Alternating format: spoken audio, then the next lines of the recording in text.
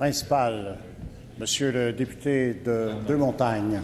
Merci, Monsieur le Président. La municipalité de Saint-Donat a jadis été une grande destination pour les amateurs de motoneige.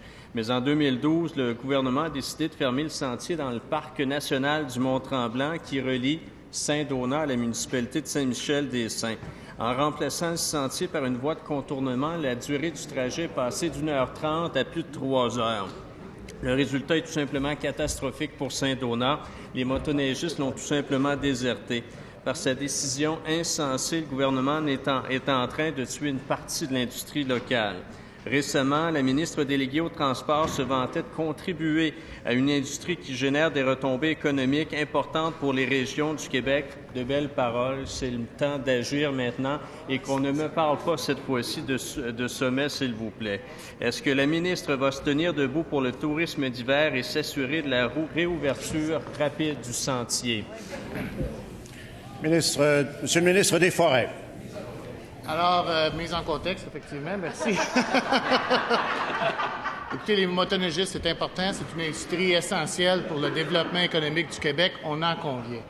Par ailleurs, la demande qui était faite par la municipalité de Saint-Donat, c'était de passer à l'intérieur des surfaces de la CEPAC, donc des parcs nationaux. Or, il est hors de question qu'on passe dans les parcs. Les parcs, c'est fait pour protéger les animaux, pour donner aux amants de la nature l'occasion de voir les animaux autour. C'est vraiment des espaces réservés. La CEPAC ne changera pas son point de vue à cet effet-là. On a été en échange avec les gens de Saint-Donat. On leur a expliqué tout ça de long en large. Et non, il n'y aura pas de permission pour passer à l'intérieur des parcs de la CEPAC. Point final. Première complémentaire, Monsieur le député de Deux-Montagnes. Réponse certainement décevante, mais le ministre ne comprend pas une chose. La municipalité, la Chambre de commerce locale, la Fédération des clubs de motoneigistes et les clubs de motoneige locaux ne demandent pas de privilèges particuliers. Ils demandent de retrouver un accès qui leur a longtemps été permis. Tous demandent la réouverture du dossier. C'est fondamental pour l'économie locale, pour le tourisme d'hiver. Est-ce que le ministre peut entendre la voix de ces nombreux intervenants?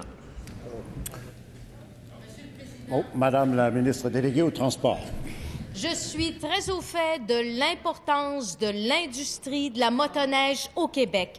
Leur route, c'est une industrie de plus de 3 milliards de dollars au Québec.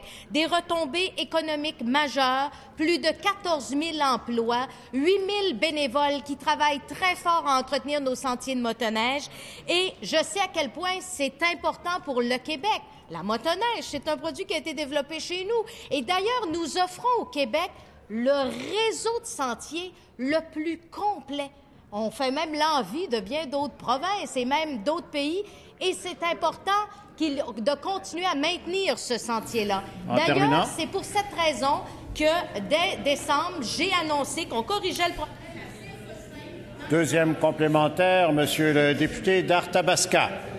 Merci, Monsieur le Président. Ce que je comprends avec les réponses qu'on a ce matin, c'est que le gouvernement abandonne l'économie locale. Ce sont les hôtels, les restaurants, les commerces qui sont désertés. Ils doivent couper des heures, couper des employés. Plusieurs, présentement, pensent à mettre la clé dans la porte. Est-ce que la ministre s'engage à s'asseoir avec les maires de la région, la Fédération des motoneigistes, pour trouver une solution? Madame la ministre déléguée au transport. D'abord, je dirais que l'économie ne s'est jamais si bien portée au Québec. Alors, je pense que nous avons pris les moyens qu'il faut pour que ça se déroule bien. Et nos régions, on sait à quel point c'est important et à quel point l'industrie de la motoneige est importante pour nos régions. D'ailleurs, pas plus tard que l'automne dernier, j'ai annoncé, pratiquement dès mon arrivée en poste, un montant de 3 millions de dollars pour régler le problème du sentier à Saint-Faustin-Lac-Carré. Et il y avait énormément, des dizaines et des dizaines de motoneigistes qui étaient sur place pour acclamer cette bonne nouvelle. Les gens étaient vraiment très fiers. Et je peux vous dire que je suis constamment en lien avec la Fédération des clubs de motoneigistes du Québec.